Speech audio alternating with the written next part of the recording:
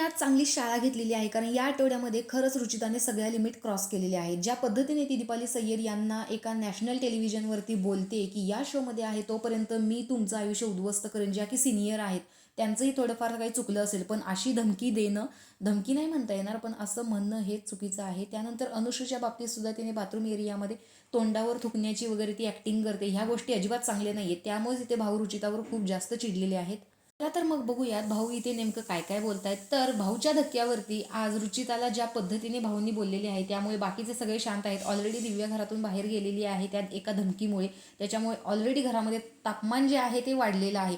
आणि त्यात रुचिताच्या गोष्टी म्हणजे ज्यावेळेस राकेशच्या काहीतरी चेस्टला तिने स्क्वीज केलेला, अशा काही गोष्टीवरचा आरोप तिच्यावरती आलेला होता, तेव्हाही तिचा तिळपापड झालेला होता. पण ज्यावेळेस तिने दुसऱ्याच्या कॅरेक्टरवरती बोट ठेवलं, त्यावेळेस मात्र तिला काही वाटलं नव्हतं. ती सारवासारव करत होती त्या गोष्टीला, भाऊंनी सांगून सुद्धा, की तुम्ही एका व्यक्तीच्या कॅरेक्टरवरती बोट ठेवताय.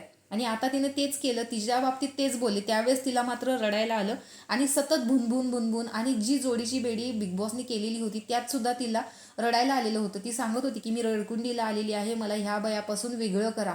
जी की जोडीची बेडी आत्तापर्यंतचे बिग बॉस जे झाले त्याच्यामध्ये पूर्ण गेम पालटलेला, पण यांना असं वागता नाही आलं. त्यामुळे बिग बॉसने ही जोडीची बेडी सुद्धा त्यांना थांबवायला सांगितली. अशा पद्धतीचा खेळ हा बिग बॉसच्या घरात चाललेला आहे. त्यानंतर बाथरूम एरियामध्ये सुद्धा अनुश्री खूप चांगल्या पद्धतीने समजावत होती की प्रत्येक वेळेस तलवार काढून उभी राहायची नसते. आणि ती गोष्ट सुद्धा रुचिताला विचित्र वाटली. त्यावरून सुद्धा तिने अनुश्रीला चुकीचं ठरवलं आणि अनुश्रीसोबत तिचा वाद सुरू झाला. जी की अनुश्री पहिल्यांदा तिची चूक तिला दाखवून देत होती. याआधी अनुश्रीने असं कधीच केलेलं नव्हतं. त्यामुळे आज भाऊच्या धक्क्यावर तिला ब्रॉन्झची एक कुऱ्हाड दिलेली आहे की आता हे तोडा. आणि रुचिताचं असं आहे की तिला जरा पिन मारली ना ती ट्रिगर होते. ट्रिगर झाल्यानंतर ती काय बोलते, त्या रागामध्ये कोणाचं मन किती दुखवते, ह्या गोष्टीची तिला अजिबात शुद्ध राहत नाही. असंच काहीसं रुचिता आत्तासुद्धा बिग बॉसच्या घरामध्ये सतत या आठवड्यामध्ये तशीच वागत गेली. यामुळे आज रुचिताची भाऊनी चांगली शाळा घेतलेली आहे.